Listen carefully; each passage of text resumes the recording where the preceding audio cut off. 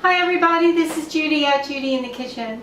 Today I'm doing a brief update on my videos that I released earlier on making homemade simple rice patties. And the difference in today's video is the fact that I was able to get a hold of more short grain rice like I prefer when making the patties. So I wanted to make them again for you so that you could see the difference on how they hold together when made with all short grain rice. And I'm using short grain brown rice. You can use any short grain rice that you prefer. It can be a white rice or any type that you like. As long as it's short grain, there's more starch in the short grain rice, and that's what helps to hold them together. If you have not seen those previous videos, I suggest that you do watch them. The links are in the description box below. Okay, I've got my rice all cooked and it is still hot. You do want to allow it to cool down so that you can easily handle it. It does not have to be freshly cooked rice. It could be rice that you cooked yesterday or the day before and you had left over in the refrigerator. Either way is fine. Now I'm going to measure out 1/4 cup of rice. You can use 1/3 cup of rice. I think they turn out best if they are kept on the small side. So I'm just taking roughly 1/4 cup of rice and I'm going to compress it in this ring, which is about 2 3/4 inches in diameter. If you don't have a ring like this, you could take a small can, like a tuna fish can or something like that, and cut both ends off, make sure it's really washed well, and then use that. If you don't have a can like that, don't have a set of rings like this, that's okay too. You could form this with your hands, and I suggest, because this rice is pretty sticky, that you do it between 2 layers of plastic wrap. Would probably work out easy. But all I'm doing is compressing this rice into the ring. And then once it's compressed, you see it lifts off really easily. And so I'll do this again to show you one more time. And again, it turns out best if it's all short grain rice. In my other video, I had 1 part short grain to 3 parts long grain rice. And it still turns out, but they're a little bit crumbly that way. This way, they hold together really well. Whether you saute them on the stove like I did in one video, or whether you bake them in your dehydrator like I did in another video and like I'm going to do again today. For me, I prefer them baked in the dehydrator. That way there's no added oil in them.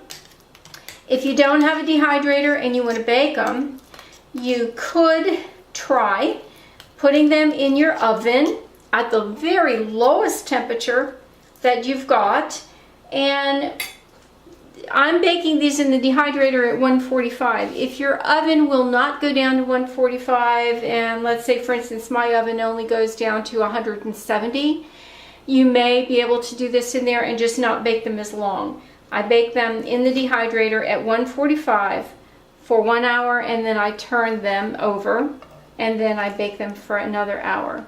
And you see, all I did was transfer them onto my fruit leather tray here that goes with my dehydrator. And so again, I'm going to finish this out.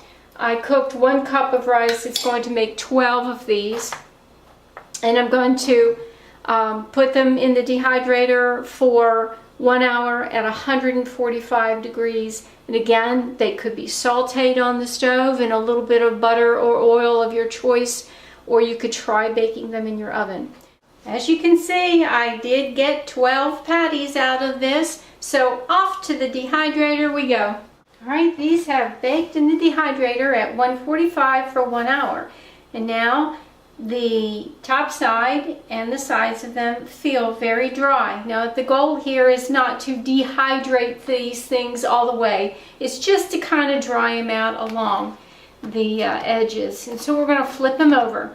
If you're sauteing these on the stove, you want to flip them over when the first side is nice and golden. If you are baking these in your oven, hopefully they're on parchment paper. That'll be the easiest thing to do. and you have the oven set at the lowest temperature possible. I can't tell you how long it will take because oven temperatures are going to vary.